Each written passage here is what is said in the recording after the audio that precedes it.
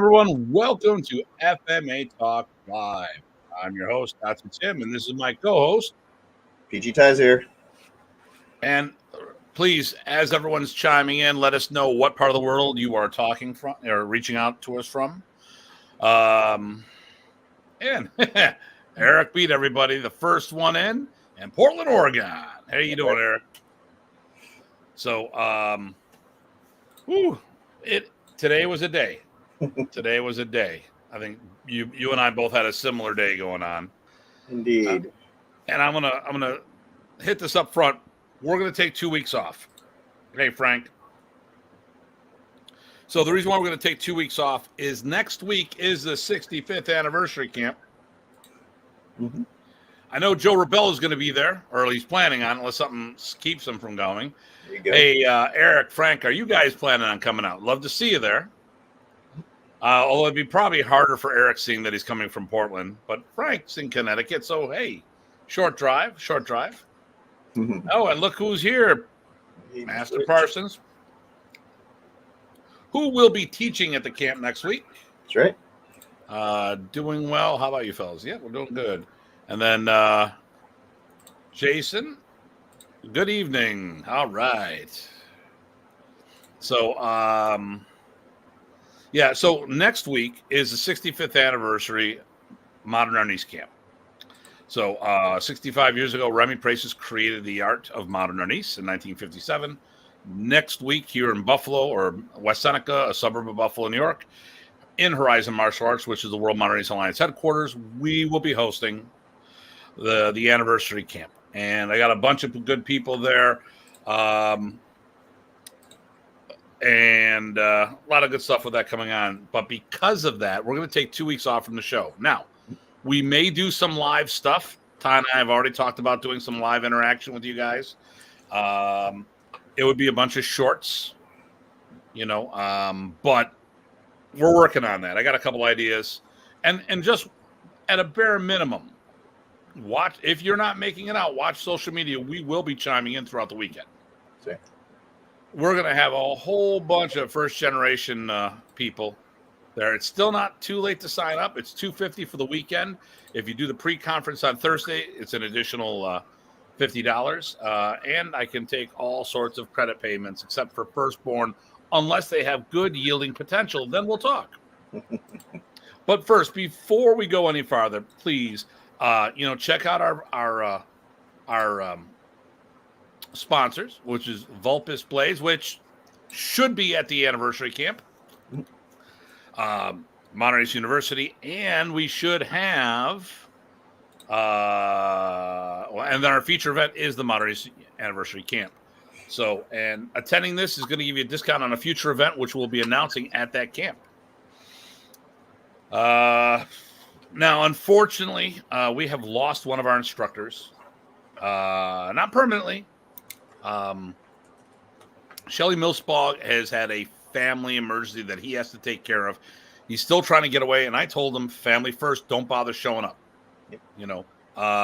So what I'm going to do is have him in a future event at his, which works with his schedule. We'll figure out which one that is. I might not even announce he's going to be there and just surprise everybody with him being there. I mean, that's probably it could be a better thing. But we'll see what goes on. We'll see what's going on, what the schedule is. It could, if things are going to be turmoil, what I would do if he still has a chaotic schedule, then what I would do is not tell anybody. And if he can work it, and he can, but as we said, when we first announced this camp, these people committed to being there unless life got in the way. And as we all know, life gets in the way, and that's all the ways to it. Jeremy, how we doing? Hey. So from up north. So Jeremy is in Northern Ontario. That's Canada. Jason is in Ohio. Sam is in Ohio. Joe Rebello is in Massachusetts. Frank's in Connecticut. Eric is in Oregon. And Master Parsons is in Flint, Michigan. Nice. Which is north of Detroit, Michigan. Okay, so I am going to talk about my rant of the week. This is a good one. So as of late, I've had a lot of people reach out to me and talk to me about doing seminars. They want to start doing the seminars. And some have tried to get on the events that I'm teaching. And others are just saying, hey, when the time's right, I want to do what you're doing. So there's a couple things I'm going to talk about with that because, first of all,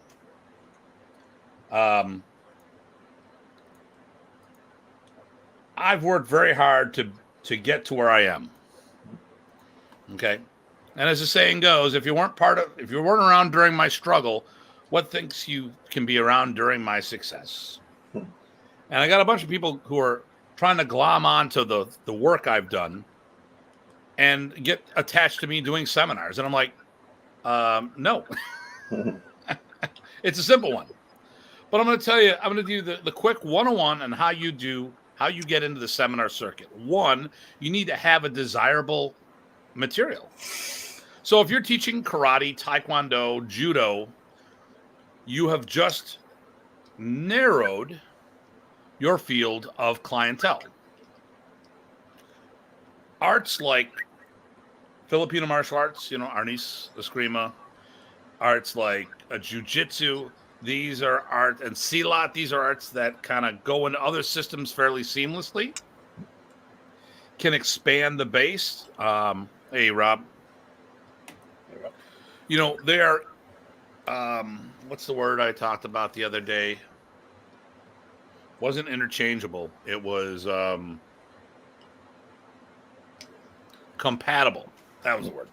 So there's a lot of art. There are certain arts that are compatible with pretty much everything.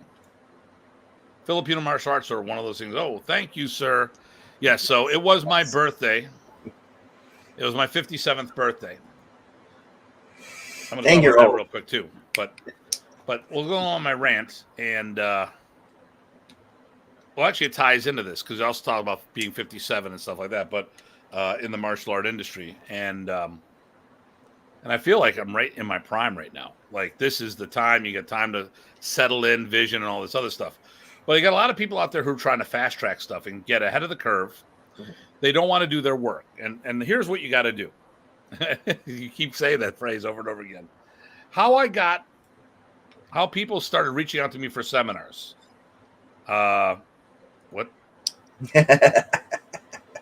Nice. Nice, Renee. Renee,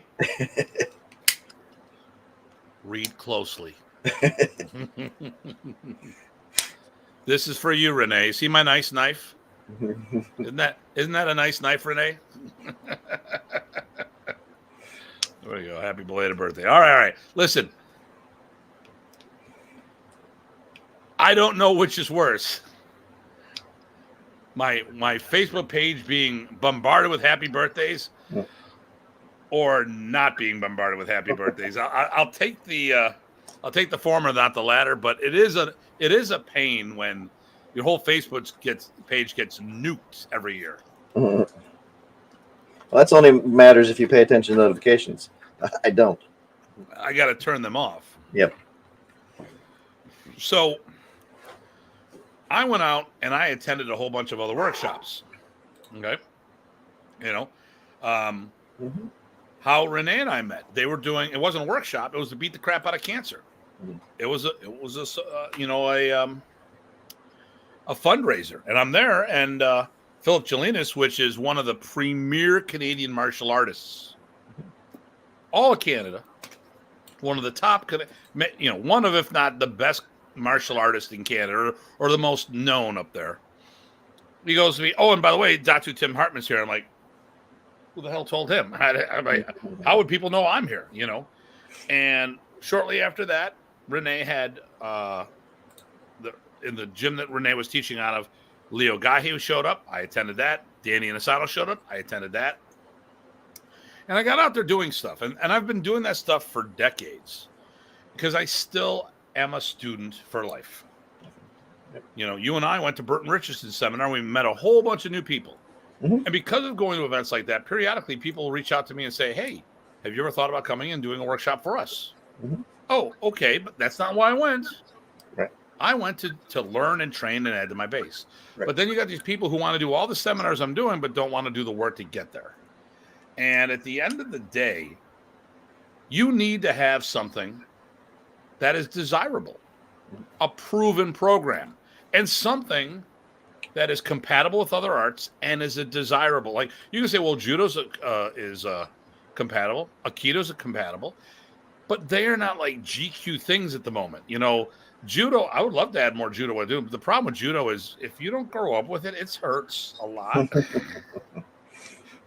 Hey, Bill is in the Philippines at the moment. Enjoy your vacation, my friend. You know, the nice thing about Filipino martial arts and Silat, it blends with pretty darn near everything out there. And when I say jiu-jitsu, I do Brazilian when I say this. I'm really sick of Brazilian jiu-jitsu because it's jiu-jitsu. It's not Brazilian, it's jiu-jitsu. The Brazilians do part of it, but the thing here is Japanese jiu-jitsu is you know, Wally J did wonders for the art. He got out there, he got it exposed, and these were arts that were easily to be compatible with other systems. But, you know, like if you're going to do Kempo karate, which I like, it's really only for Kempo people. If you can do Taekwondo, it's really only, you know, and just so on and so forth. There's not many arts out there that has that diversity. Not to say that arts don't have something to offer, but, you know, okay, so Taekwondo is known for kicking. There are good kickers in all arts. Mm-hmm. Yeah, I said Kempo. you know, so, but it's not, you know, I mean, who attends Kempo seminars? Kempo people. Yep. Who attends Shotokan seminars? Shotokan practitioners. Who attends Taekwondo seminars? Nobody. I'm joking. I got a lot of friends that do the partial art of Taekwondo, so, you know. I'm just jealous because they're better business people and they're definitely better kickers than I am.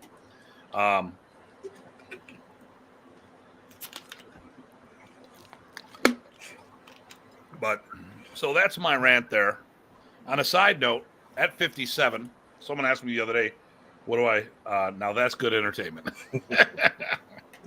Someone asked me what I thought. And Ty, we're almost the same age. Yep. Well, now see, you're a whole year older Stop for these it. couple days. See, now you're doing the anti-DA. That's right. No, I'm older. No. I'm the oldest one here. No. So Ty and I are a couple months apart from each other. So we're just 1 month. Yep. 1 month. Yeah. So I look at myself because I really didn't do this much prior, and like pre-COVID, things have, you know, COVID, it's changed a little. I have to get back in the gym. But when I was in the gym, I knew for a fact, pre-COVID, I've never lifted as much weight as I have in my past. I don't have the cardio, which Janice and I have been working on a daily basis. So we're in 5 days a week doing our cardio. And I'm just I haven't changed my eating habits, so I'm going to lose weight. But I need to gain some of my muscle back. I've noticed that I've gotten larger. I've gotten squishier. You know, I looked at the scale. It's only a 5 pound difference, but I feel more than a 5 pound difference. Yeah, me too. You know, so, but still, I feel that at 57, I'm stronger than I've ever been because I really never pushed it when I was younger. And I know I'm lifting a hell of a lot more. Hey, Nathan, how we doing? Hey, Nathan. He's a Mr. Ninja. That's right. I know a secret, and you know what it is? I'm not going to tell you.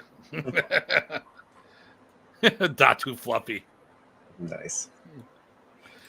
I don't have that many Hawaiian shirts to be fluffy, so There you go. but I do like donuts.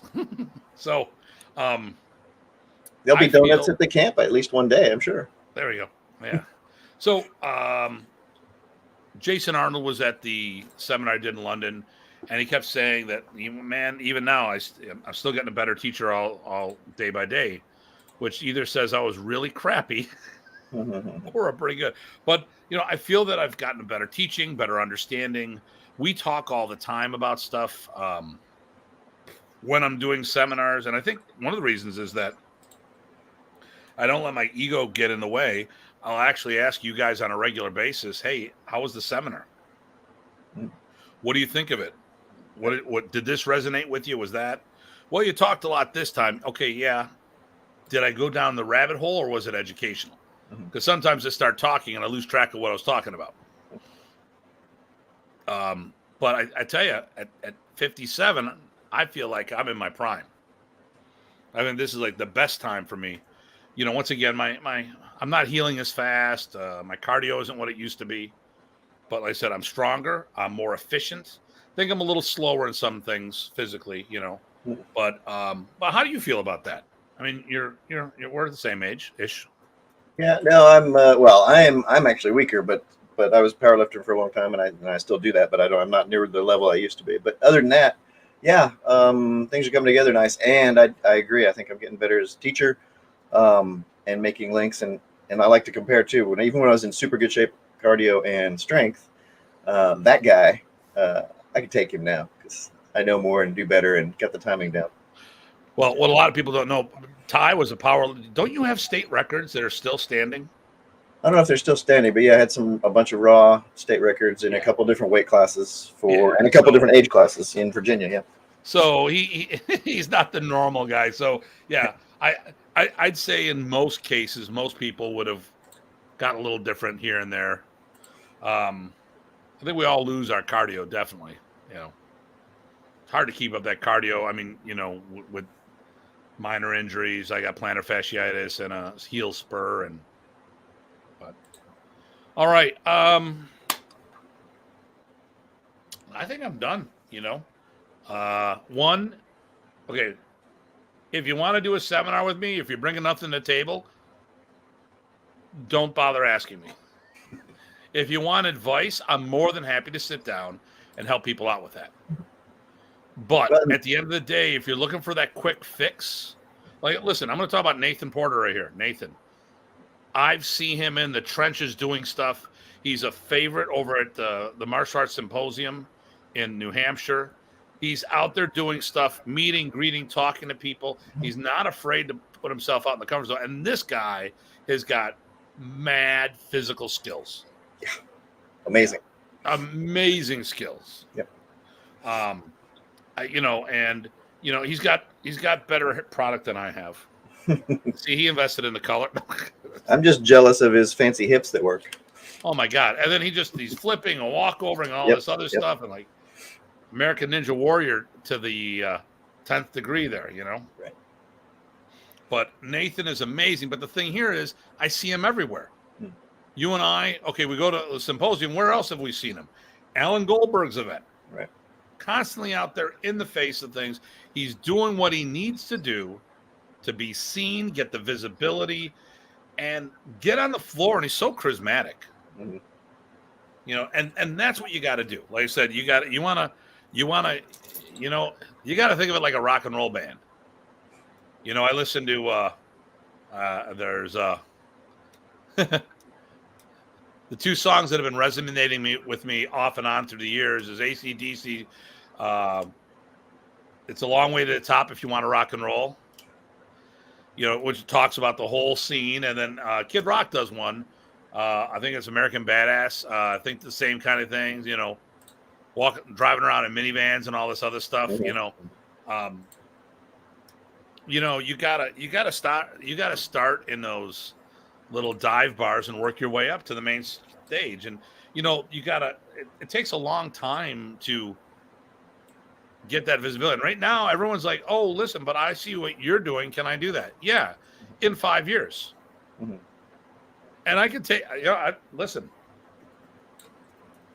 I've taken a lot of people underneath my wing, or I've given advice. I mean, I've given you advice. Do you think that some of the stuff we've talked about has helped you become more popular out there? Oh, definitely. Yeah. Pretty easy. You know, if you've done this stuff yourself, you there's things you learn, right? You don't know unless you learn it. So there's also tailoring it to you, right? You and I have different aspects on the floor, and that matters too. Yeah. But it gives me just more things to work with. So I definitely appreciate it. So now you're a teacher at the symposium. Mm-hmm. How did you go to the symposium to become a teacher? No, I just went because there were some cool people there that, one, I wanted to support, and two, that I wanted to see other stuff because You can't see it And all. that's it right there. You just said you went to an event because you want to have a good time, and then people notice your talent, your interact. First of all, you weren't a wallflower, right? You're Even out though there I am pretty quiet, but yes. I mean, yeah. Okay, you and I are yin and yang. I'm out there in your face, loud. I'm not like Brent. There's people that make me look quiet at that event. But the thing here is, we go, you introduce, you handshake, you say hello to everybody, you do the social thing. People notice, and like I obviously our crew shows up, and everyone's looking at our crew because we're all dressed alike. We all, we're all actively doing stuff. The thing that annoys the hell out of me is when you go to somebody's event and you sit on the wall the whole time. Right. We know of a martial art luminary whose name will remain unmentioned, but the person claims to be the equivalent of a grandmaster. And lo and behold, we're at an event, a birthday camp of a grandmaster, and the person didn't go on the floor once. Everybody was on the floor except for this one person. And the person in question does not have, is not that person that should be sitting on the sideline. Hell, Remy Pracis went on the floor during Dr. G's session in Buffalo because teaching yoga type stuff. Remy was training with Wally, or teaching with Dr. G, and Remy's like, shit, I'm gonna go on the floor. And I've seen Remy do that during Wally's sessions too. Hey, let me try that. Boom. Nice. And no, louder than you, Joe. Louder than you. Yes. No, well, that's the thing that people notice, right? So even if you're their teacher, one of the teachers, getting out there and mixing it up, even just a few sessions goes a long ways. Oh yeah, a long ways. You know, it also goes a long way. Not doing any of the sessions, but it goes in the wrong direction. That's true. Yep. And people don't realize that at all these events, I don't know what there was with Modern Arnis. And I noticed the DKI people did the same thing. There's this culture that people would sit around on the sidelines and walk and help. I'm like, maybe I got it wrong, but I was a greedy little bastard. Right. I wanted to be out there in every session. Right. Well, you never reach a stage where you no longer have to do the work. Going back to the same saying, right? You can never stop. If you stop, you're getting worse. We're I'm going to harp on that forever until I've come up with a new phrase. Oh, but you know what? It's one of those things like, it's that constant thing that we got to tell people because you forget about it. Mm-hmm. I remember, were you at the Canadian event I went to, right? Or actually, no, wait. Were you there when we went to do the one at Jason Arnold's? No, I missed that one. So I had the rest of the board with me, and I go ask a question during during the testing. It wasn't black, but we were just doing testing. I go, hey, who can tell me the way to hit the target? No one could do it. I looked at the board, guys. No one had the answer. What are the blocking methods? No one had it, guys. The board didn't have it. I'm like, what? And Sam remembers that.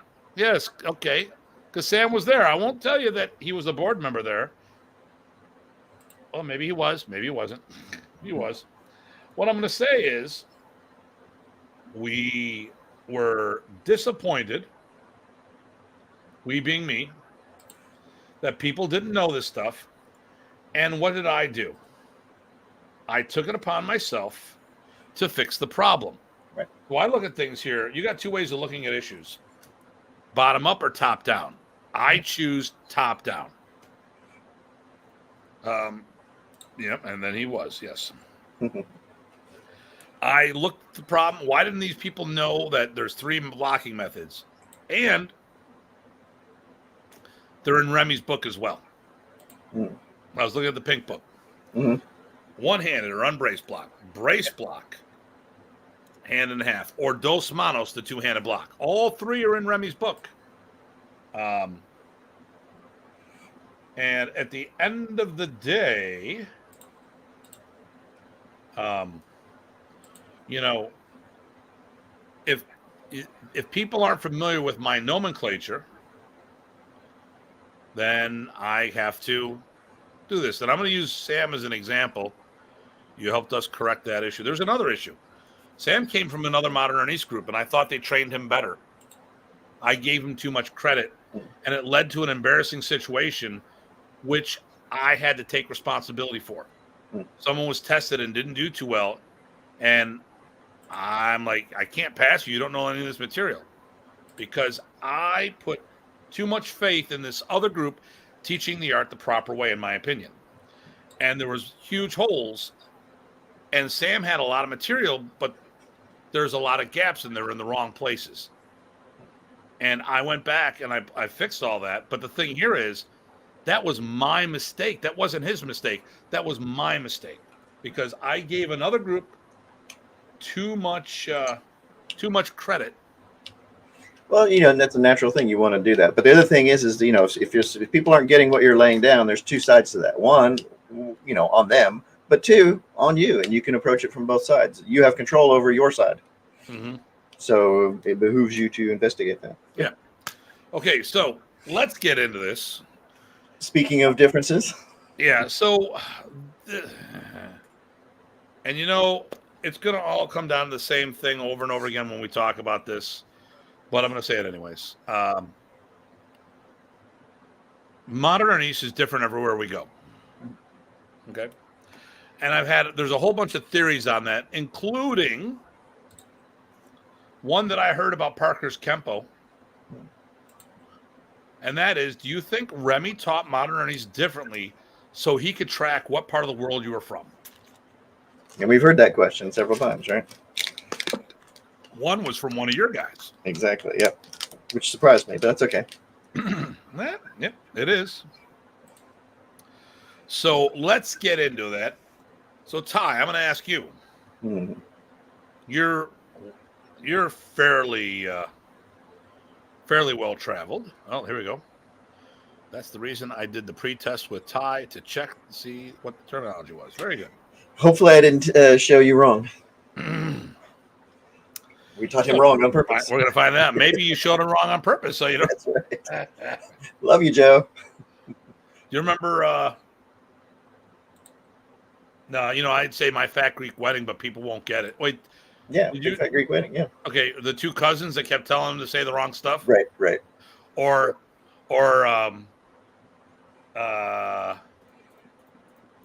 not Endgame, the movie that led into Endgame, Avengers. I don't remember. Where they got all the gauntlets and they killed. So Falcon's walking up with Banner because he's a king. What do I do? Do I bow? Yeah, we bow. Right. And he bows. We don't do that here. Yep. Yes, we'll find out the 20th. What's an old kick flick, including even, I think, not They Call Me Bruce. I don't know. One of those ones. Kung Fu Hustle. Who knows? What does Frank say? Okay. Oh, here we go.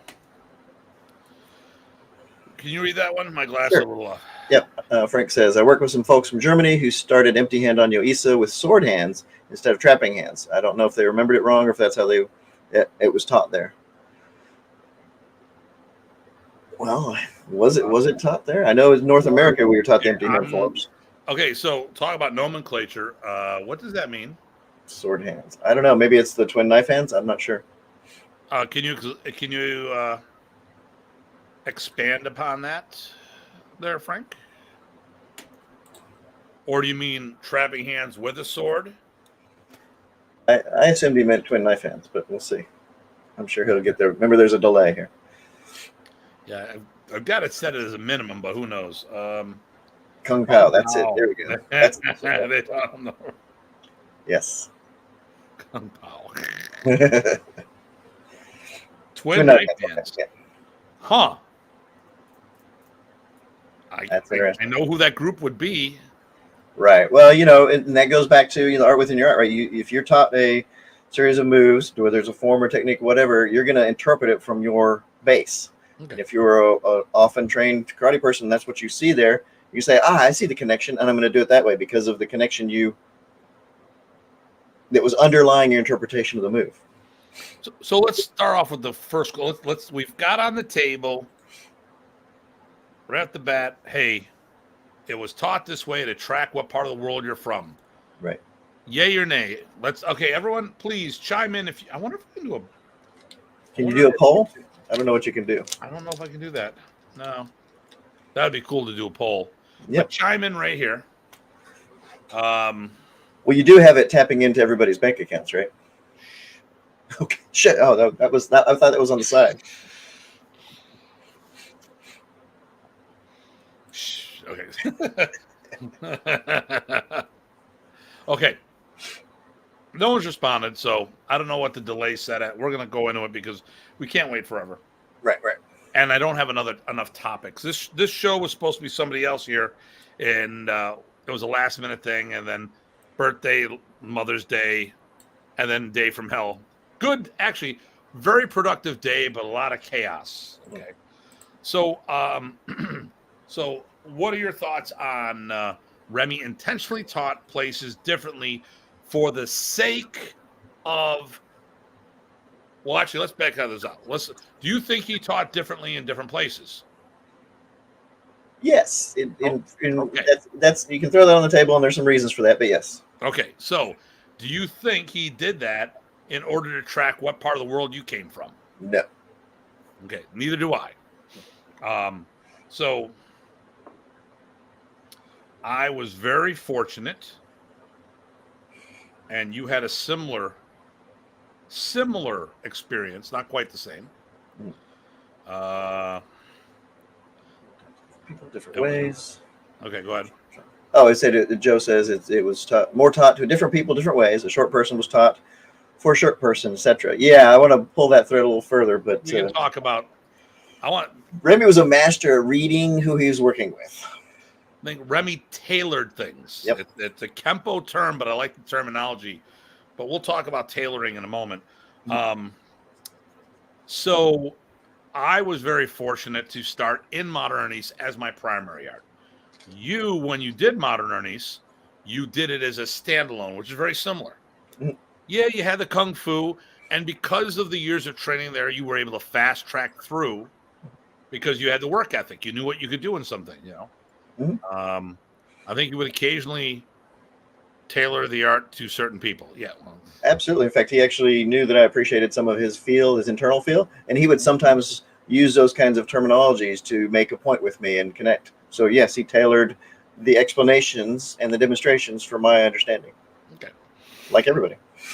Yeah. So when I see things and having traveled around, I know he taught different in different areas, but I don't think he did that to track people down or to be able to trace origins, as opposed to that's where they were in the development or in their evolution. So as we talk a lot about, you know, you were ahead of the curve in Texas because of who was teaching you, a guy from outside of Texas. Right. You were ahead of the curve because when you started getting involved with Remy and the community, you had more experience than anyone down there. Oh, maybe, but it definitely stood out. So whatever that means. Yeah, I mean, okay. So Anding de Leon started in the Philippines, so you have to take him off the thing. That's right. Yes. But if great guy, by the way. The community as we knew it as a whole, or the people that came out of it at the end, you know, the Houston group, there really wasn't anyone down there that knew the art. Right, and they didn't get jump started by someone like Eric, like I did. Yep. Exactly. Dallas, I'm not sure what was going on up there. I know they were the first camp, so they had a camp 1 or 2 before I started. So there were some people there with some basics. Yeah. So, but for me, the way I look at it is that there are a whole bunch of. I'll have to look at this later. A whole bunch of people. Well, like I said, the seminars were okay. So Remy was seminar based, and his teaching was based on what the quantity of people in the room, what percentages did what. Yep. I was fortunate. We had, I don't know of a, I think Buffalo probably had the most amount of Modernist practitioners per capita. I mean, look at, there was 11 Modernist clubs in the Metro Buffalo area. Wow. You know, we'll see what we got here. They could talk more investment. I agree. I don't think it was for tracking purposes. Okay. Here, why don't you look at this one here? What do we got here, Ty? Let's see. Ramsey's DJ and Music says it might be a bit related, but Ernesto Sr. taught different things to different people so that the FMA addicts can go to the next seminar if they want to. So prep, give them the tools to play with other people, or so that he could bring them into his next seminar because, hey, now you've got something I can build on. I'm not sure what the intent is there. You know, I don't know about. I mean, I've been to a bunch of Ernesto events. I never got a vibe. And I was fortunate in some of the cases. I got Lito as my partner, so I got extra. I got kind of private lesson-ish things going on for me. Nice. You know, yeah. Remy did that too, right? I was an advanced player, and I had an advanced player as my partner. So you know, win-win. Yep. You know, Renee hosted Arlen Sanford, Salty Dog, from the Dog Brothers, and he'd go around. Eventually, what happened, like after like the third technique, the theme for the rest of the seminar was teach the technique, work the room, talk to Craig and Tim. Teach the work the room, talk to Craig and Tim. And I kept asking all these questions. Like, I've never been asked these questions before. And I didn't say I'm a grandmaster. How many grandmasters do you have attend your seminars? But I was promoted by Ernesto. I was a Datu, or am a Datu. Most people that attend your seminars probably don't have the Filipino background that I do. And I'm going to ask questions different than everyone else in the room. But I would like to hear more about this. Maybe expand a little more about what you're saying there, because we'd love to hear more about it. And what part of the world you're logging in from? There you go. But you know, while we wait for that, Frank's point about teaching more advanced seminars, I think he tailored it, right? So as we know, we talked about this many times. He was catching up at Texas for the longest time, all through the 90s, which I enjoyed, right? I sucked that all up.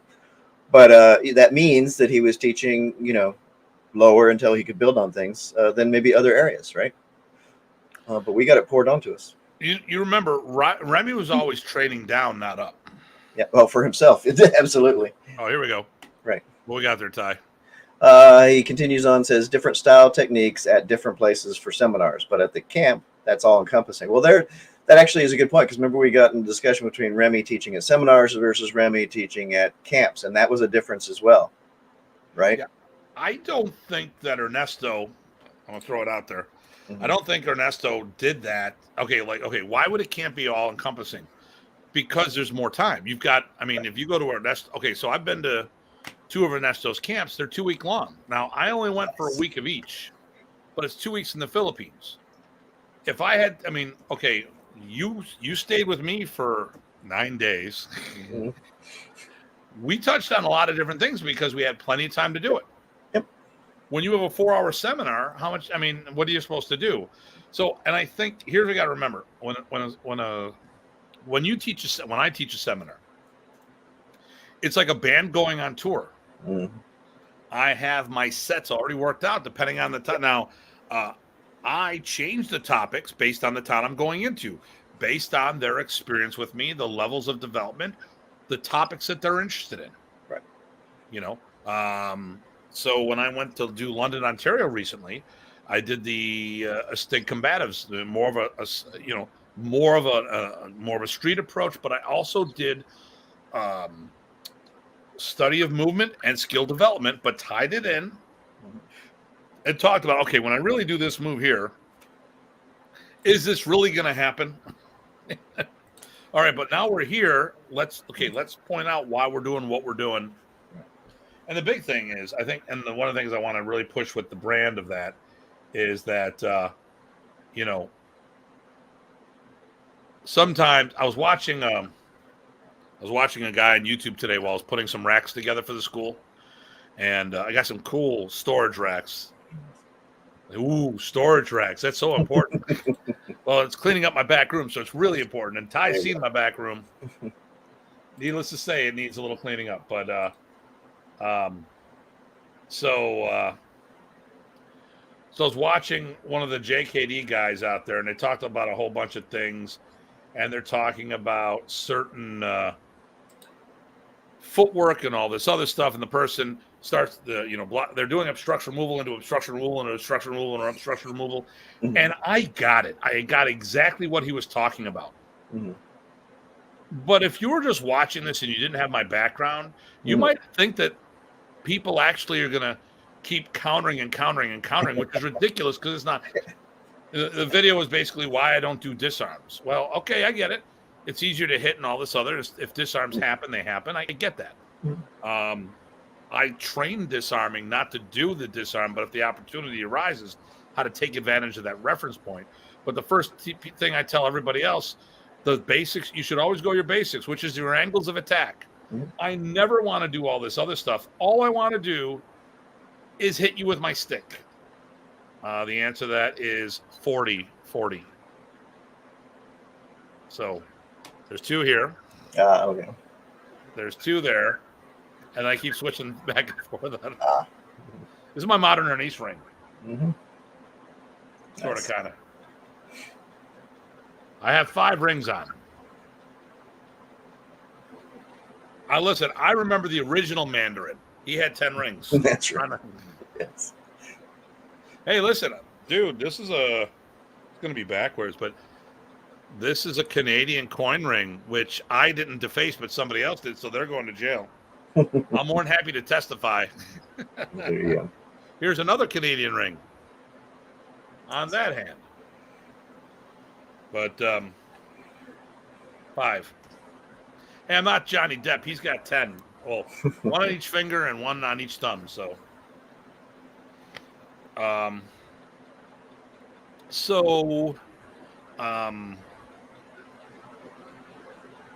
but I digress.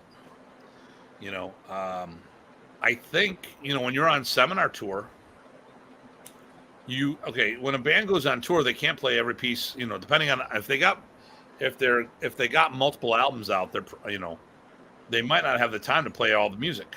Yep. And if it's just one album after another, then it becomes a listening party. You can do that at home. So they take the most popular, they take the newest sets, they mix them up.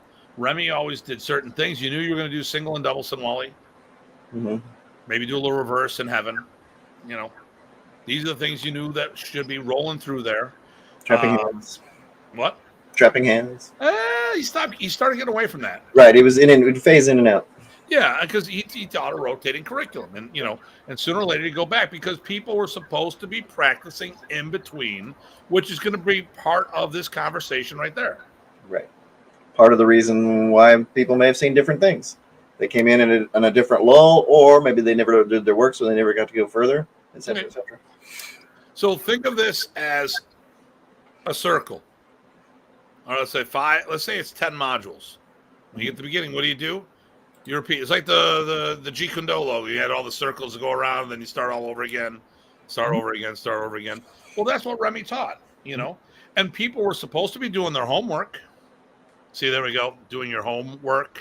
There you go. I can't say do your work every single time. But I mean, really, what? Okay. Ty and I both bumped into these people. Hey, how have you been doing? Oh, I haven't seen you here, Tim. Oh, great. John, how you doing? I'm doing great. Blah, blah, blah, blah, blah. Hey, can you help me with the form? Sure, no problem. Blah, blah, blah. So, John, how much training you've been doing since the last camp? Haven't picked up the stick since. So I think one of the biggest problems is this, and actually George Dillman said this. You may have been in the martial arts for 30 years, but have you been learning and growing those 30 years, or did you stop at the 5-year marker and keep repeating your 5th year? How many years you've been in school? How many years did it take you to graduate high school? How many times did you repeat it because you didn't get it? How many people do that 8-year program to graduate college, and it's only with a bachelor's degree? I used to get so frustrated with those people because to me, wasn't that I was doing the work in between, which I was, and I was happy with that. But it was, to me, it was insulting that they, to themselves and also to Remy, that they went to this camp, they got all this material, they could have worked on it, and they just let it flop until they see Remy again next year. And then they expect something out of that magically. Well, I could go the other route and say how, okay, from a greedy bastard point of view, these guys ticked me off because they were wasting my time. Yeah. Well, that's the other side of it, yes. Because, I mean, let's think about this. I remember somebody asking, well, we never really do all this other stuff. Remy doesn't do a lot of stuff when we come to Buffalo. Why should I go support the event? Well, first of all, have you ever thought about asking him a question? Like saying, hey, can we go over something? Oh, I don't feel comfortable with that. All right. I'll tell you what, I'll ask Remy. Oh, okay, no problem. So Remy took a bunch of us to the side, and we did it. He took all the black belts to the side, and we did the Modernist black belts, and we did extra material. Yep. Now, eventually, we got brought back in. Someone said, well, we went back in. Well, yeah, but you know what? We did a bunch of stuff, and then he put us back in. But then I'm like, well, you should shut your mouth because you hadn't been practicing your material since the last time. Why are you wasting my time? Because I'm paying good money to be here, and you're holding me back. Right. I'm a very firm believer of continuing education credits. Yep. Absolutely. Yeah. We used to get asked, hey, is this all you guys do? There you go. No, but we do take it seriously. And I guess it showed. Thank you very much. I cannot tell you how many seminars I went to on the road, and it looked like the seminar, it looked like the very first seminar I ever attended. I was 5-6 years in, trying to get extra time with Remy, leaving my house, fistful of dollars, tank full of gas, find a hotel, road food, train, spend money to be there, get time off from work at times, to do all this stuff, and then have these people. I'm so glad I switched groups. Great. Had these people. Oh, wait a minute. Let me say it again. Dude, welcome aboard. I was in my rant. Sorry, Sam. We're glad that you're here, so you're not wasting your time. He showed me footage of. He showed me videos of the lessons he took, and that's like hours that I'll never get back. And you know who I'm talking about too. Yeah. Okay. And I just wanted to claw my eyes out. I'm like, what the hell are you doing? Oh my God, you suck. But this is it. I would go to these seminars and spend put all this extra effort to go. And these guys are doing, Remy has to do a seminar that covered all the material I learned at Yellow Belt because these guys hadn't practiced. I'm like, I've been down here 3 times and you guys haven't progressed. What the hell? And it's not to say that, you see some of the same stuff over again, you can't learn from it. We all do, right? Every time you saw Remy, you saw more things. However, right? There you want sometimes some context that's to grow with it. Well, listen, I want something new all the time, and I got it. Yep. But I don't want to have to dig through all little things. Right. When I'm putting that effort in, and the people in the town that's there, who've had him on more than one occasion, hasn't put that same effort in. Right. Like, you're wasting my time. But that is one of the reasons that people would get different things in different areas, just because of what the group in the area got and retained. It's going to be different from area to area for a lot of reasons. One is what they were exposed to and saw the most, Remy repeating or whatever. Another was what's their background, right? Remy was very good about reading. Hey, if he's teaching a bunch of Taekwondo people, he's going to work these things. If he's teaching a lot of Kempo people, he's going to work these things. Well, and that's why there's a lot of gaps in the art. Hey, Larry, how you doing? Hey, Larry. Because he tailored it to the, hey, Ty, is it true that there's no punching and kicking in modern Arnis? I don't know. Have you seen the empty hand forms? There you You've go. talked about that. I couldn't be the straight man. Sorry. Well, I can make it. We're sharing with There you Jim. go. Yes, yes. But hey, listen. So, and the boss just rolled in, so the dogs are going back bonkers in the background. So, I can't hear at him. least I get some background noise. Janice rolled in. So, okay. So let me get back on point. How many times has Remy laid hands on us without having a stick in hand? Tons. Okay, so how in God's name can you not put that connection in that Yep. there are no open hand combatives in the yard? Yep. You know, Well, it doesn't mean that he didn't use the stick to teach movement. right. But I had seminars in Buffalo at the Filipino Karate Academy where we never picked up a stick. It was all about breaking the forms down and all this other stuff. And we did a seminar in Buffalo that I hosted that we had over 100 people attend for Remy alone. And even though the room was rated for 300 people, that's 300 sitting people, not training. Right. So after the first hour, I go to Remy, and everyone loved Remy's maneuvers. Bah, bah, bah, bah, he's doing all this maneuver, da da da da. And I'm like, so when are we going to get progressed past Anuisa? Right. Shh, do not tell them, Tim. That's right. And I was probably the only one in the room that picked that up. First 3 moves, that'll get you for a whole seminar right there. So, and I've had Remy kick the living crap out of me. Literally, kick me. Mm-hmm. Kick me. He was a good kicker. Trapping hands, pop, pop, pop. And just because people didn't see it didn't mean it didn't exist or happen. Yep. When I hosted Remy, it got to the point where 90% of the people in the room trained modern and 100% of the people in the room trained FMA. How fast do you think those seminars were flying? Those are probably fast paced. Yep. And oh my goodness. And a lot of times, I'll take it easy. No, harder, faster, go, go, go. Yes. Ding, ding, ding. And he would just rock it, Yep. I remember when I first went to Germany, I got ticked off because Remy had a whole bunch of material. It was like, why is he showing all this material? And then all of a sudden, he's shown a lot more than I've ever done at home. And then I remembered, well, they only get them once a year, so of course it's going to be more. So I don't think he taught them. Initially I was just like, but then I get it. It's like he's only got 3 days with these guys. He's got to give a year's worth of material. Because in the States, we could have always gone to another seminar. But Remy was only in Germany once a year. Mm-hmm. To be fair, a lot of those guys and gals over there, they do their work. They're a great work ethic. Yes. I will say they train it hard. Yep. No question about that whatsoever. Yep. So, so let's think about this. So, we've got people. It's always about people not doing their work. It really boils down to that. Right. Uh-oh. Someone's about to sign off. Yeah, Renee's sick of us. Gentlemen, I'm about to sign off, but I have a serious question. Now at 57, would you say, in your professional opinion? I was waiting for you to get to that part. That's his serious question. That's it. I can neither confirm nor deny that. He's guilty of something. Well, could be.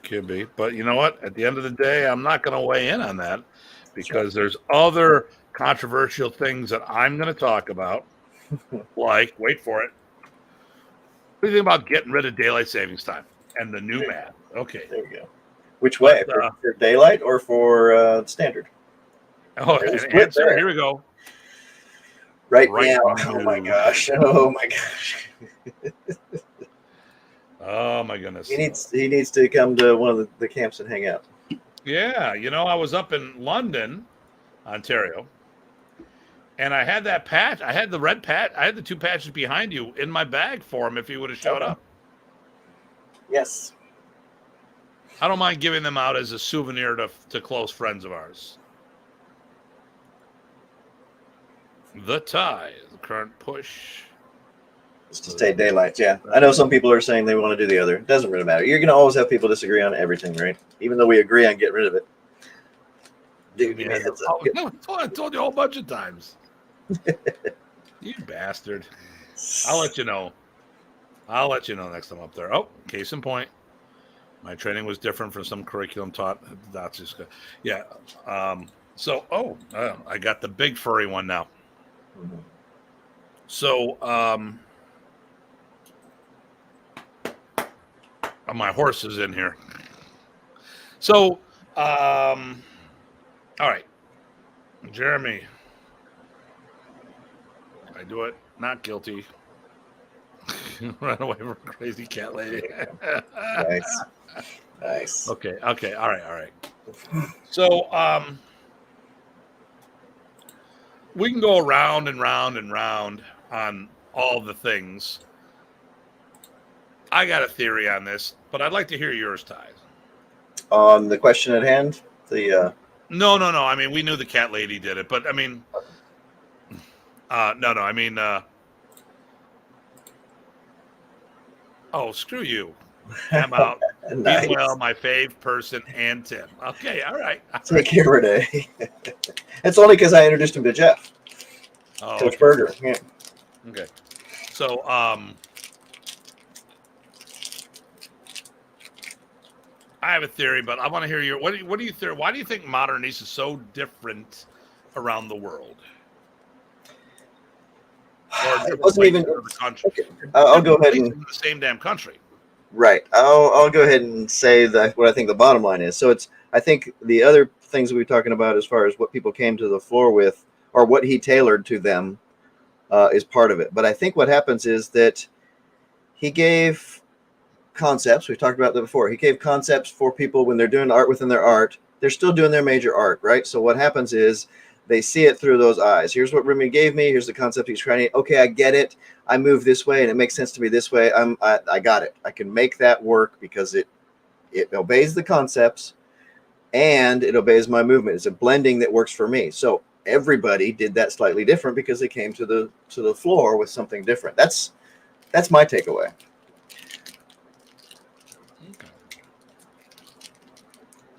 Okay. I was kind of looking for a. I wonder if I could.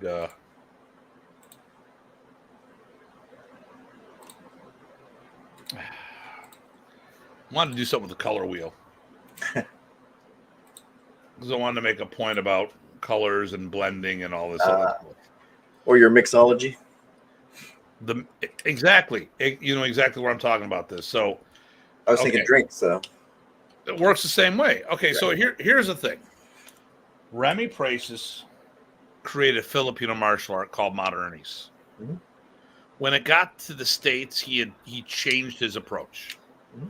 In the States, in the Philippines, he taught as a standalone program. It was about do this art. Mm-hmm. When it came over here, he had a great idea. I don't know who came up with the idea. I don't know how it came about, but it eventually got branded as the art within your art. Mm-hmm. Don't know who came up with that idea. You know, but it became Remy's slogan no matter who said it first. Yep. He owned it. Okay. So we talk about this all the time. And, here we go. I think from a Kempo aspect, when it comes to the inclusion of FMA, I think the flow is what the emphasis between the two. Okay. So if when he got to the States, he started doing the art within your art. And we talked about this. Rocky said, who was supposed to be our guest today, but we're going to work on getting that schedule worked out. Remy never tried in the States to build Well, I don't want to say never. Since the slogan came about, he wasn't about building the Filipino martial artist.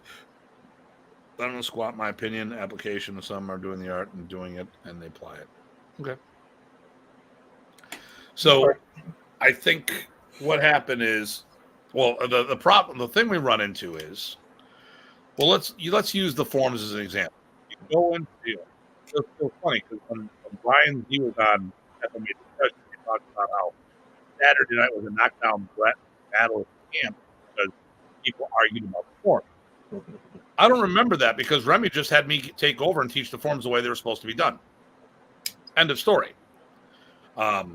He said, all right, if you're going to this camp, if Tim's at the camp, Tim's teaching, do it this way.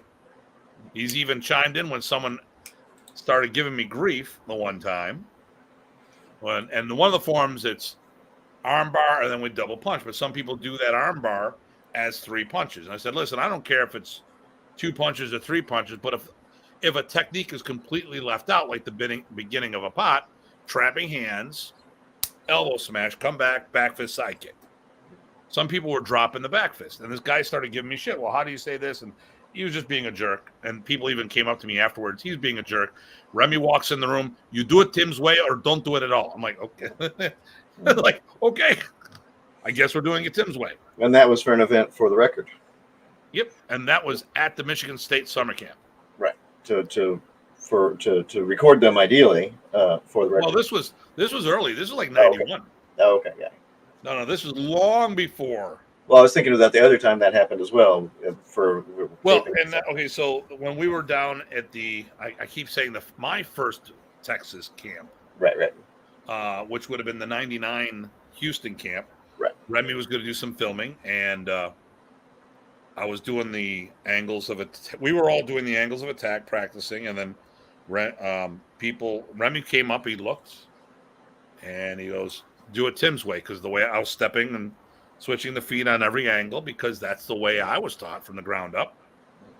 And then people started debating about it afterwards, and Kenny Smith, to his credit, goes, listen, if Remy says do it Tim's way, we should be doing it Tim's way. Mm-hmm. You know, and it's not to say that, I mean, it was just, hey, that's what he said, do it the way Tim's doing it. It wasn't Tim's way. Right. Do it the way that Tim was taught, which is this way, you know. I think the biggest problem is so let's fast track this.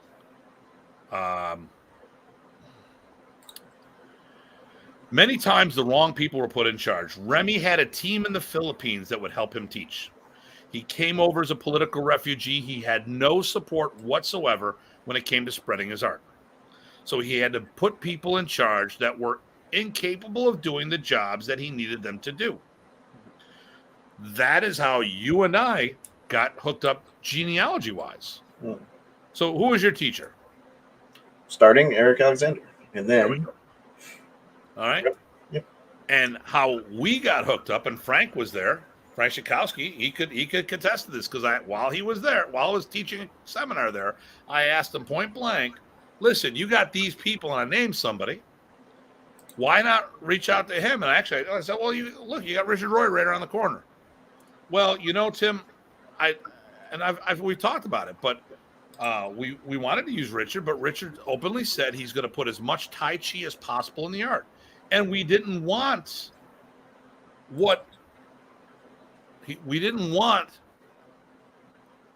Richard's art within your art formula. We wanted what Remy was teaching, so we could either do what Remy was doing or do our own art within the art.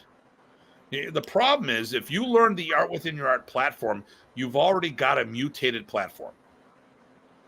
You know, I was talking to somebody about this, and, you know, I think a lot of times Remy settled because there was too much of the person's original DNA, and they weren't going out. Because if your rank is the art within your art, that means you're doing your art with a little FMA blend in there. Or do you think I'm off on that one?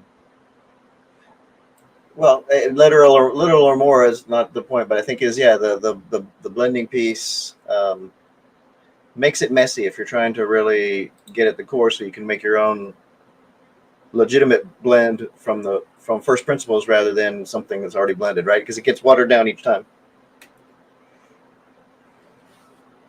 I don't want to. You know what? I don't even want to say watered down. It becomes a different thing. It becomes different. Yeah, watered or new or brand new. You know. Vodka or whatever, it doesn't really matter. Something improved. Right. Yeah, because people will take it negative. There's people out there who'll say, "What are you trying to say?" It's going to be migrated, right? You know, yeah. When Remy shared you X, and you combined it with your stuff to make it X prime, and then I base my stuff on that, it's going to be X prime prime. There we go. So that's all I'm saying. Doesn't mean it's better or worse. It just that's the evolution. Evolution happens. You know, you get a pickup truck, Chevy pickup truck. Okay, you got a 2-wheel drive, you got a 4-wheel drive model. They're very similar. A lot of the parts are interchangeable, but they do two different jobs. The 2-wheel drive truck is going to be on the highway all day long, but it's not going to be out. Like my dad, I grew up on a farm part of my life. Every summer I was baling hay and doing all this other stuff. Mm. You did not do that with a 2-wheel drive truck where we were doing stuff, because if we only had a 2-wheel drive truck, we would have been stuck, which also meant it drove differently. It shifted differently. Even though it was a Ford pickup truck, F-150, the 2-wheel drive and the 4-wheel drive model were two different trucks. And I said, well, it still drives the same, and you still do this. No. No different than saying a Boeing 747 and a B-1 bomber.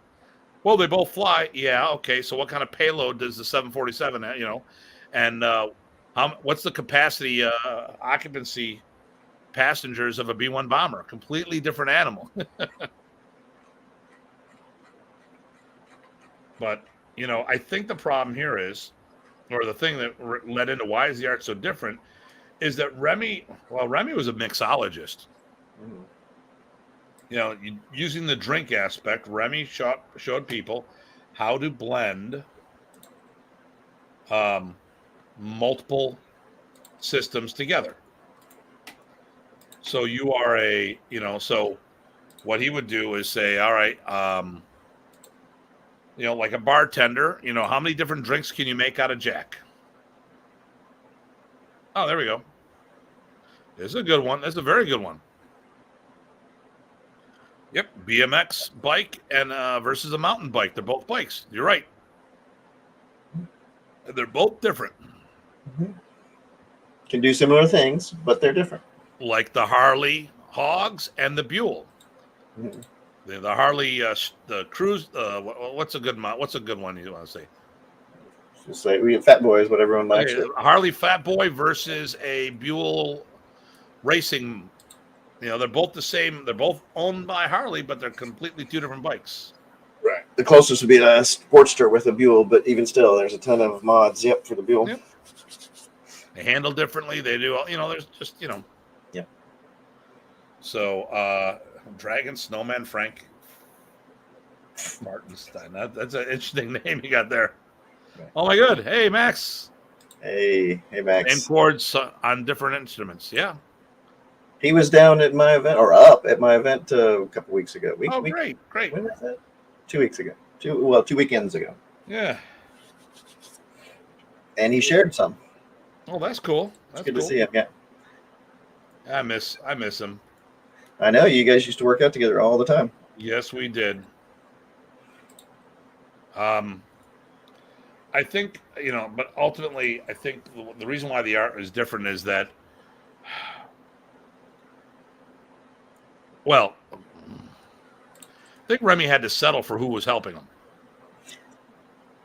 That too, right? If when you have somebody to work with, it does change how you're going to show things, or what you're going to show, what you're going to emphasize, et cetera, et cetera.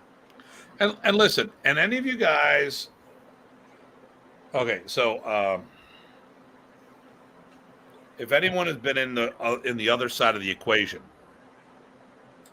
when you're teaching and all of a sudden you're talking to somebody, it's like, hey, I got someone who's interested in the art. They're not necessarily the person you want them to be, but they're someone that can be trained to become that way. But if they're doing another art as a primary system, they're never going to have that vibe.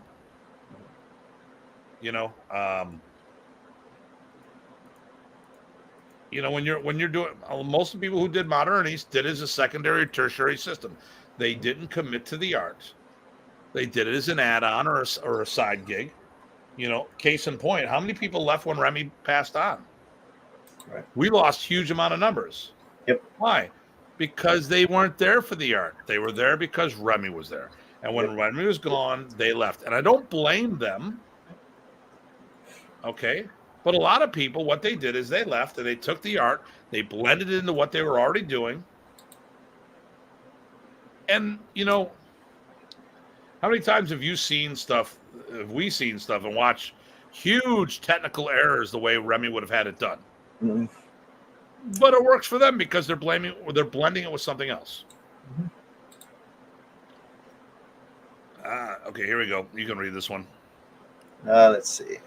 Dragon Frank. Do you think that people who learned it tried to make Arnis with their base art like a TKD doing Arnis is going to have TKD follow versus Jiu-Jitsu main style follow like their style versus Krav system as a base? I'm having trouble following. I think.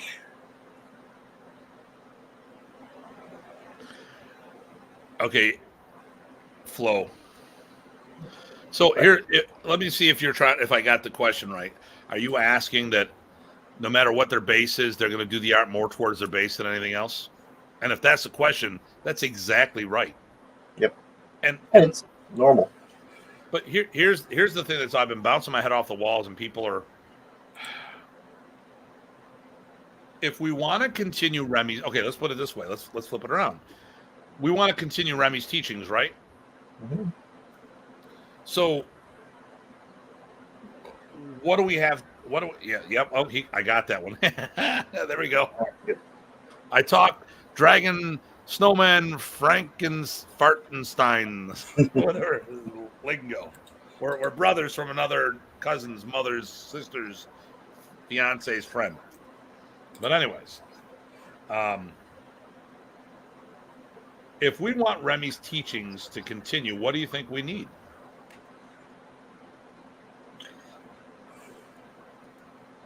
I know exactly what I got my answer. I'm waiting to see if you and I are in sync on this one. There's a few things. Well, let's see. If we want to, first off, we have to get what Remy's teachings were. Okay. Second off, it would be good to have a delivery mechanism and a curriculum and expectations and standardization. Now, not for the sake of standardization, but as a starting point, right? If you want to do something justice, you better start with that thing to the best that you know how. And then everything's going to evolve, certainly, but you want to make sure that, I don't know about you, one of the reasons I go back to even watching old footage of Remy, right? I see more things every time, even if he's recorded, right? I see new things, and I get closer to what he was doing, and that's what I want to do. We did that at the boot camp. Yep, exactly. So I'm going to say something, and it'll probably rate and scheme with what you said. I'm going to be blunt about this. Mm-hmm. If we're going to keep Remy's teachings going, we don't need these hybrid people taking point. We need people to commit to the art and teach what Remy blended with other systems. Well, okay, what do we got here? It says consistency, not their input, and then defend why they do it versus just doing it the way they are tested on. In other words, well, I guess understanding there, right? What are you doing it because that's the way you taught, or are you doing it because it's right? And those are different things. Yes. So my thought is that we need to focus. So we've got two groups of people, or we got two types of people. No, maybe two groups of people. Two types of people: those that can extrapolate from limited data. Oh, actually, I was going to say there's those who can understand what I'm talking and everybody else. Right, exactly. Same thing. Yep. So the thing here is I look at it in two different groups. LOL. Nice. I knew Rich would like that. I didn't know he was still on, but yes. Yeah. So we've got the people who are showing the product of what Remy's teaching blended with their base system could look like. And then there's people that try to do what Remy was doing. Mm-hmm. And listen, if you want to do a Kempo Arnis blend, there's good people to work with out there who've done that for you. If you want to do an Okinawan Arnis blend, there's people who've done that out there. But the thing here is we need people to preserve Remy's teachings so people can then continue to blend. If, let's say you did an Arnis Fu base. Mm-hmm. You put the two together. Now you're no longer teaching what Remy taught. What you're doing is showing you're showing what Remy's teachings can do for someone. The product that he produced was someone from another system, not what he actually did. Right. You're showing the end product, not the starting material. So if we want Remy's teachings to continue, we need people who are dedicated in that core art, so we can continue to have, so you can do two things. We have a two-pronged approach. One group, so someone can teach what Remy did, and another group to show what can be done if you add it to your system, because we still need the art within your art people out there. Yep, absolutely. Because we all do that to some degree at some point, right? Even if you only studied Modernist, your version of it, even if you only studied Modernist, you learned it directly from Remy, is going to be your expression based on your body style, interpretation, mind, etc., what works for you from that starting material. So it's always going to do some evolution. Yeah. And the product of that is, what do I fight with? When I fight, do I fight with Kung Fu? Do I fight with Arnis? I don't know. I fight with what I pull out from all my training, right? Right. Well, there's you know, they tell me there's the dough and the roux. Mm-hmm. There's system versus style. So the way I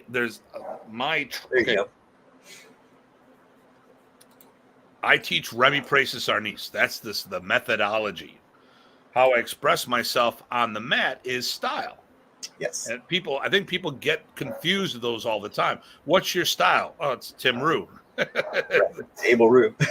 But no, that's a great way of putting it. I really like how you said that. You know, but I mean, that's my swagger. That's wearing my rings. That's wearing my hair. That's, you know, I'm really digging the glasses during the show.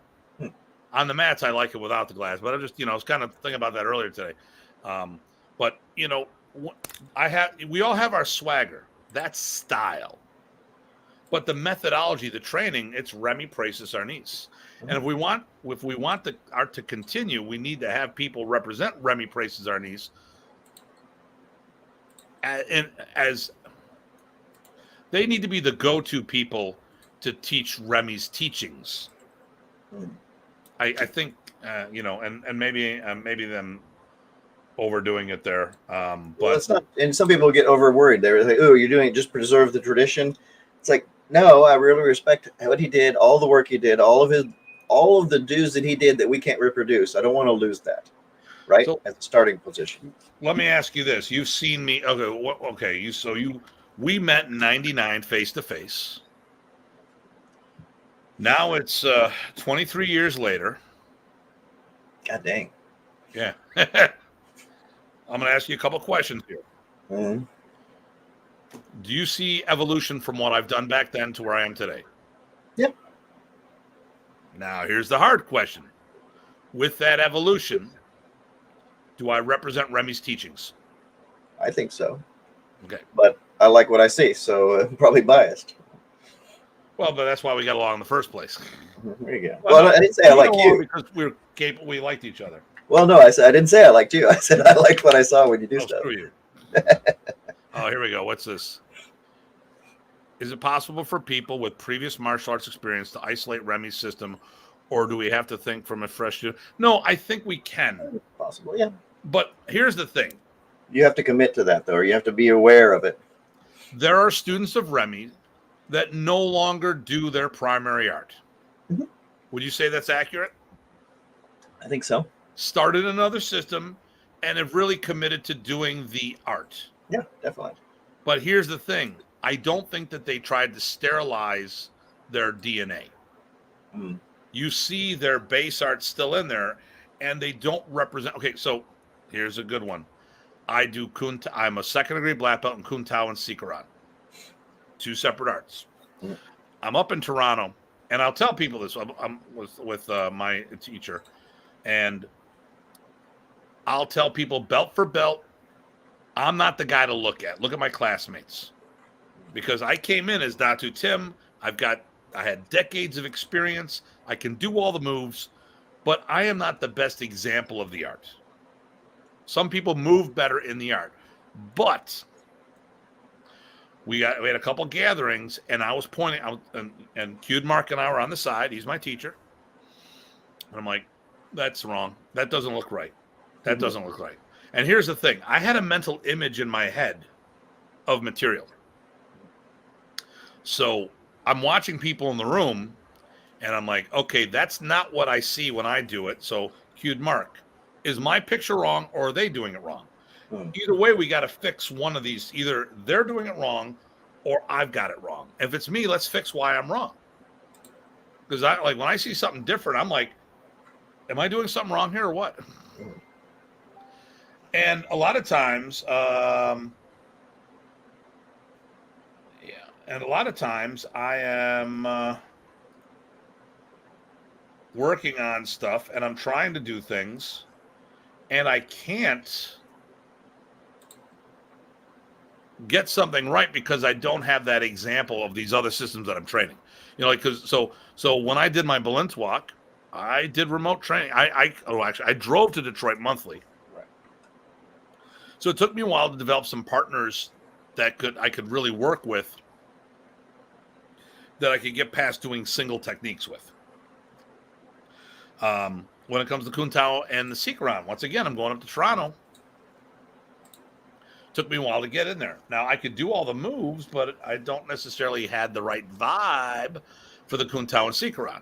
And I remember my classmates are like, Tim, you seem to be like very high in your stance work, almost like you're doing walking stances. I'm like, okay. And then they came down to a Kuntao gathering at my club, and the person in question, I happen to have a 50-pound weight vest sitting there, and I set her up.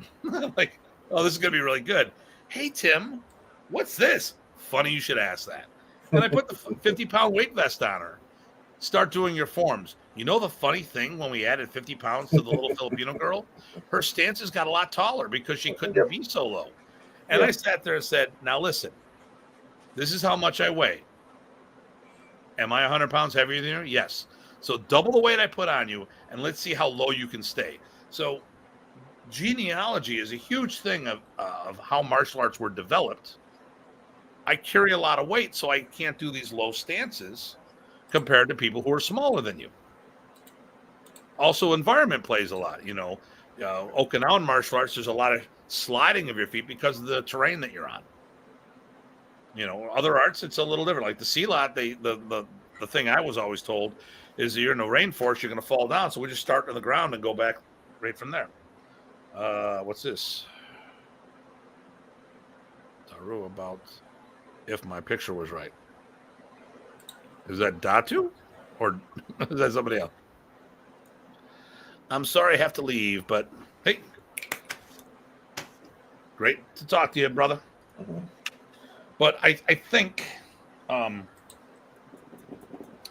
the problem here is that, you know, if we're going to get things going, you know, I mean, okay, so I think people can look at the moves and mentally tear that apart. But if we've talked about this before, where you've got people who are intentionally moving like Tai Chi or Kempo or Judo or Karate and not attempting to get that visceral, that feel. Mm-hmm. But, okay, let me see here. I'm gonna just take a quick break here. I'll let you continue. I'll be right back. Yeah. Yeah, so continuing on the idea of the feel of one of the things that me and my top student noticed when we first met Tim in 1999 was that we had noticed Modernist guys and gals were not moving like some of the FMA or other FMAers that we saw, and we were wondering why that was, and we wanted to be able to do that. And then Tim shows up in Houston, and he moves like that. So that was a major point of our conversation over there when we first talked to him, and that stuck out to us. We wanted to get that feel, get that move, get that understanding, and make it do it as justice, right? It's standalone justice, and try to make sure that it was consistent with all the other principles. Mm-hmm. So you remember that conversation? Yeah. So, you know, like I said, I've looked at some people and they just don't move right. Yes, that was Datu. That's what I thought. Okay, combat. There you go. And no stance needed.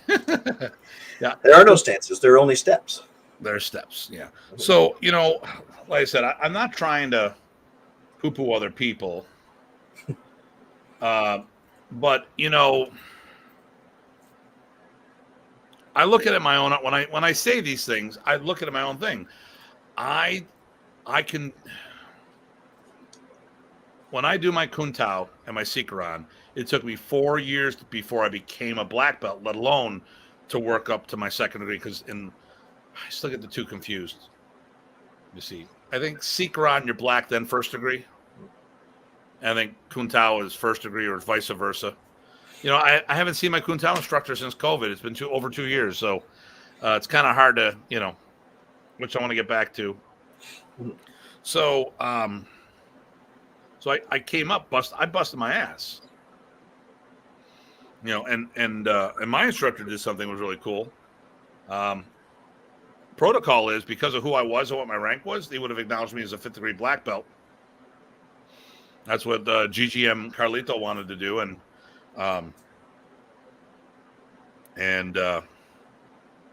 Kid Mark said, "Nope, Tim's a white belt," because I showed up wearing a white belt. Mm-hmm.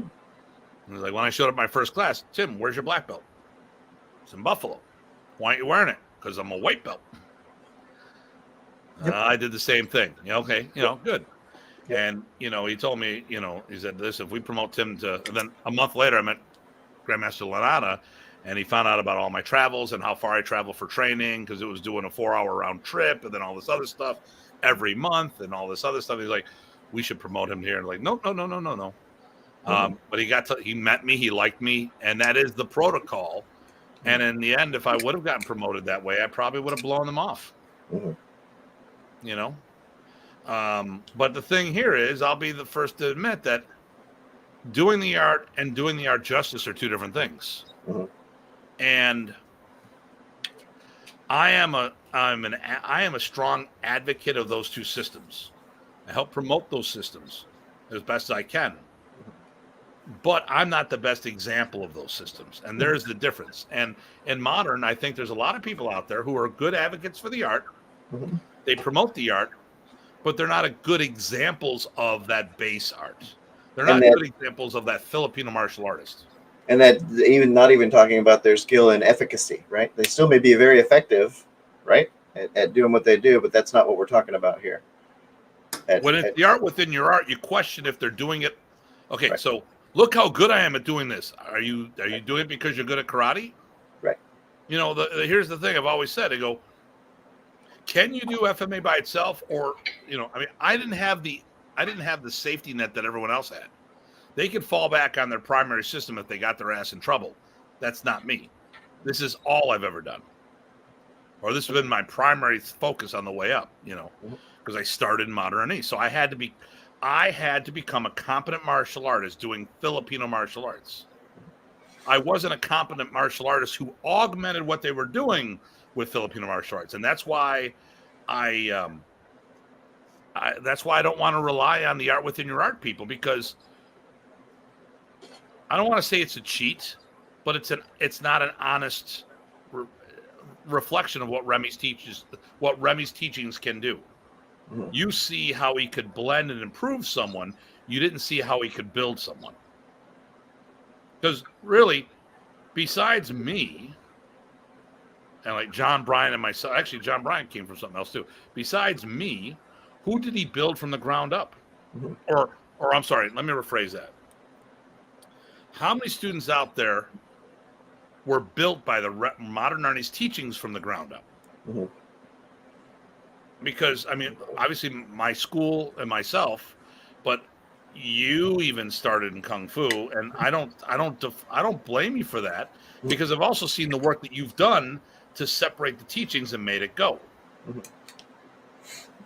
But I've got all these people saying these things. I'm like, dude, you're a good martial artist. You're a great martial artist. And Remy made you even better martial artist. Mm-hmm. But you didn't do it on Remy. You did it on your base system and the enhancements. Right. Grandmaster Ron Browning, anything he touches, he's amazing. Right. But there's a difference between seeing the results of what Remy can do and seeing and being able to do what he can do, right? If I can grow people the way he grew people, that's what I want to be able to do. Yeah. And then the results are the results. But I don't want to start from those results and then miss something. Yeah. I've had some racial comments thrown at me because of this idea of purity, comparing me referring about my Right. German ancestry, which I take very, very personal, especially from the person who was saying it, because there's a racial bias there as well. I've also had to hear all these other. Well, let's not go down that path. But the thing here is this: I'm trying to talk about how. I mean, if you're doing something from the ground up, is different than doing it on somebody else's skill set. We'll look at this. What is that? Let me see. I once got a hamburger at a Chinese restaurant, and it tastes like hamburger at a Chinese restaurant. Nice. People have a hard time fooling. Yeah, and so when Kung Lee first came out on the scene, remember Kung Lee, the MMA fighter? Yep. He was in some cool movies and series too. So, he fought at a qualifier for the Sanshao tournament, and you could get points by pushing people off the stage, because there would have been back in the day spikes that you throw your opponents on and they die. Fortunately or unfortunately, they didn't have that aspect going on that day. Right.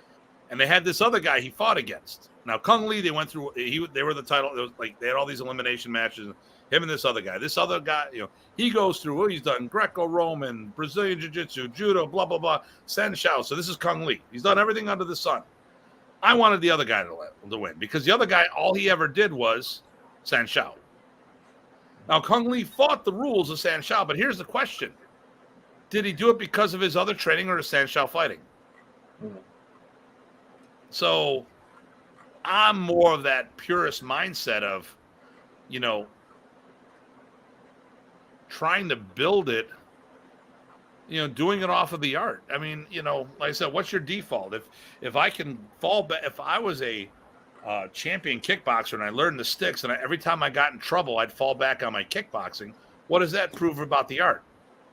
Oh, it shows how well I can integrate stuff. That's bullshit. It's cheating. But maybe that's just me. But so I think the reason why the art is the way it is that Remy had a whole bunch of people that did their best to promote, but maybe not. They weren't the best qualified to do it, because he was building on somebody else's DNA. I don't think that there was a methodology to track where you came from. And I think there's what Remy wanted the art to look like, but he settled based on what it took to get the art spread. And this is also how he supported himself. So, when you live out of a suitcase half your life, it's different. I think if he had a standalone academy that he ran, it would look a lot different. The other thing was, if Remy would have been around another 5 healthy years, I think you would have seen a whole nother stuff, because there was a subculture starting, because a lot of people were coming to Buffalo, training with me, trying to to level up their skill set. I mean, that's how I met Frank. I mean, because Eric had me out to him. Eric had me out there, and he leveled up. And you leveled up before I got to that area, and you stuck out because you had the guy that made that extra steps, and you started seeing more and more people pushing that. And I think Remy started doing a lot less of you can do this, right? And got into no, this is the way it was being done. So, but that's just my thing. What are your thoughts there, my friend? I saw an evolution for sure, and it did seem to be going towards some higher expectations as he grew his people. But he was also, exploring some areas that were evolving pretty well, too. Yeah, I don't know. Could well be. But I think that's certainly the cause of why there's differences for sure. And differences aren't bad. It depends on what you want out of it, but it does stand out, and it's partly because of the way it was taught and to whom it was taught. Yeah. Remy didn't do a lot of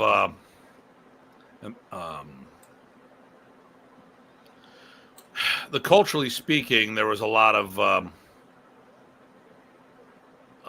hands off on certain things. Right. Well, let's look at it even from a mechanical point of view. So if you're spreading your art from a seminar point of view, do you have the ability to micromanage how people are going to move and to the smallest details? You don't. Right. So you have to give them the big concepts, the big pictures, the big things, and that's the best you can do. And he did that great. Yep. And a lot of people did a very good job adding to their base. Mm-hmm. But we have to remember, when you see the art within your art, that shows what he could produce in a hybrid program. Mm-hmm. Not necessarily. So, and if it's the art within your art, we're talking about ranking as an example and stuff. Well, we already know that part of that is going to be your main art. So Jerry has a good comment. I don't know if you see it. Hold on, I'm looking for a support thing here, but I don't think that's going to happen. Jerry, there we go. I'll let you do that one. Sure. Jerry says, many of us are from systems that admired Modernist and incorporated it into their system. For example, Small Circle Jiu-Jitsu and Dillman Karate International. We love Modernist as well as our base system. And that's true. A lot of people came from that big three culture, and it was all intertwingled. Hey, use a word. Carl's there. Yep. Carl, yeah. Carl just saw you. Yep. Got to see my brother from another mother. There you go. I missed that guy. He's supposed to be at the camp. He better be. Well, we'll see how that goes. Yeah, and like I said, I by no means am I trying to poo-poo other people, but I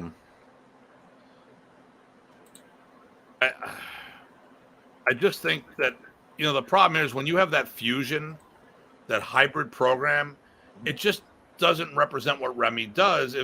It's a good example of what he could promote or produce. Mm-hmm. And he had a lot of diversity. Do you notice more similar looking than the same in the States and Europe? So I think there's more diversity in the States. Yeah, I think that's true too. So first of all,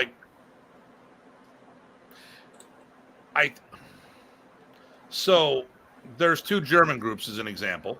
Mm-hmm. Each group has its own leader, and those respective leaders keep it standardized in they're in the hierarchy. Right. So they say the way the standard's going to be done. Right, technical directors, and we could make stereotypical jokes about Germans, the way they approach things. Go ahead. Yeah, make it way that the stereotype goes about approaching things and making sure the standards are well understood. Yeah, I think. Well, like I said, in Germany, there's two leaders. Right. And that's it. So if you're with IMAF, you're with Gabri Roloff. If you're with the DAV, you're with Dieter Kanoodle. Right. Now, between those two, there's some differences. Definitely differences. But if your only choice is two flavors, that's not. There's not a lot of differences. Now, let's talk about it compared to the States. So let's say, well, no, but let's give them an example. Let's talk about geographically. Yep. Germany's a country with the landmass of Michigan State. Right. We have 50 states. So each state has could have multiple leaders in it, which means each leader would have their own twist.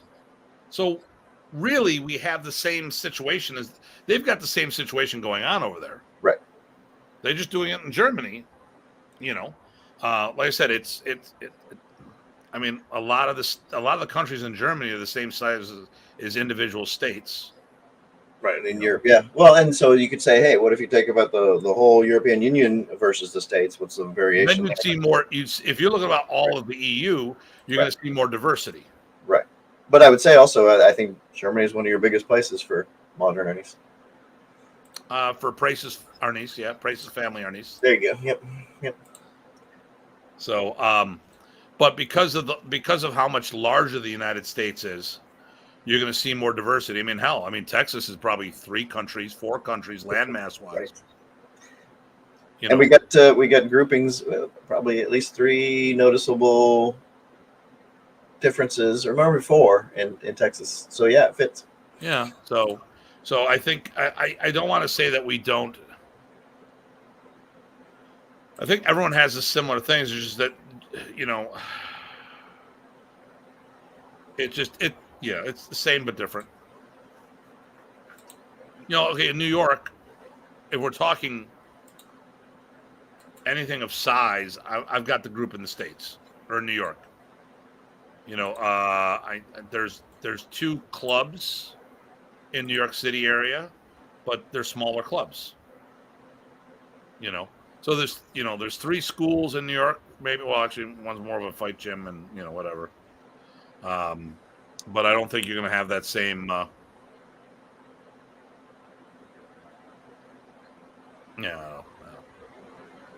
Each state. If you look at the U.S., look at each state as being its own country, because really, that's kind of the same way that Europe is.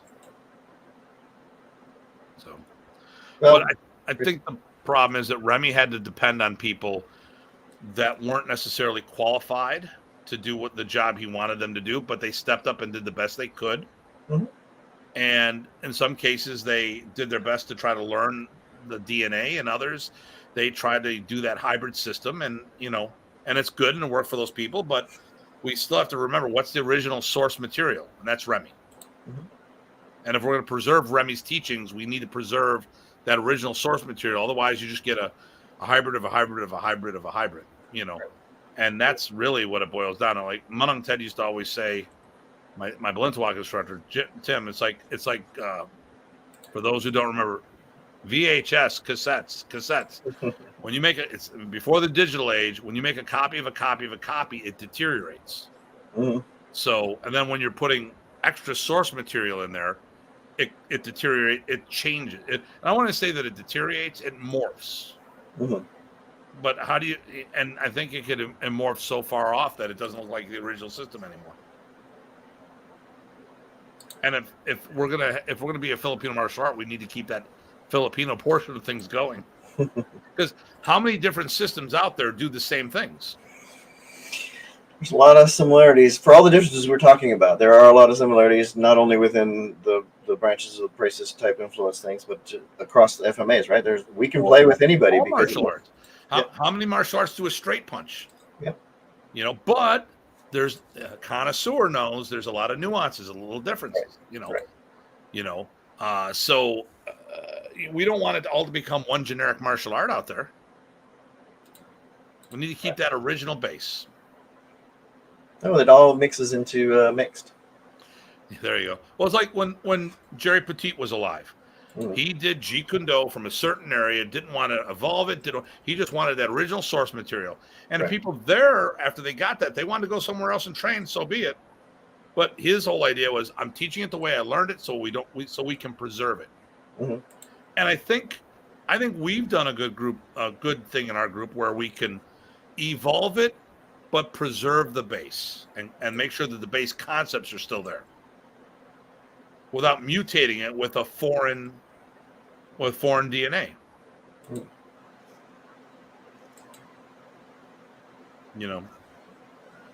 But that's just my thought. Do you have anything else, or are we good? I don't have anything else. Plus, like I said, I think we reached a good place, and I think people are chiming in and have chimed in and seem to get what's going on. I liked a few comments there. I appreciate that, guys. Yeah. I still want to know where Dragon Snowman Frank Fartenstein is from. What part of the world, you brother? What part of the world? All right, well, listen, let's wrap things up here. So first of all, we are not going to be on for the next 2 weeks. That's right. We'll see everybody after the big 65th anniversary camp. Yeah, we'll or during, probably. You'll probably see us during. The week before the camp, which is next week, the week after the camp, which would be the 23rd, I want to say. Not doing a show. Nothing planned. Who knows? We might do something later in the week, or just say screw it. Let's take those 2 weeks off. Mm. We will talk about the camp. That'll be our first discussion. Will be how the camp went, what happened, There you go. and then we'll get back on. We'll see about Rocky popping on. I want to have Peter Couts, maybe a few people from the camp that show up. Nice. I got some old school. I'm looking to have a huge family reunion. We could have quite a bit of first gen people showing up to this event. Yep. No, it could be good. It will be good, but it'd be really neat to see who does show up. And listen, we still have room. Thank you, Eric. We will have a good camp. It's not too late. There's still plenty of time to sign up for the event. And we'll go from there. All right. I'll talk to you. I just want to talk about the schedule for next week real quick, as far as your schedule when you're arriving and stuff like that. Okay. Everybody, as always, please stay safe and stay sane. This is Datu Tim. PG Ty signing off. And hold on. I'm trying to get rid of the banners as I'm talking to you. Is there anything? Okay, and then Sam says goodnight. All right. So here we go.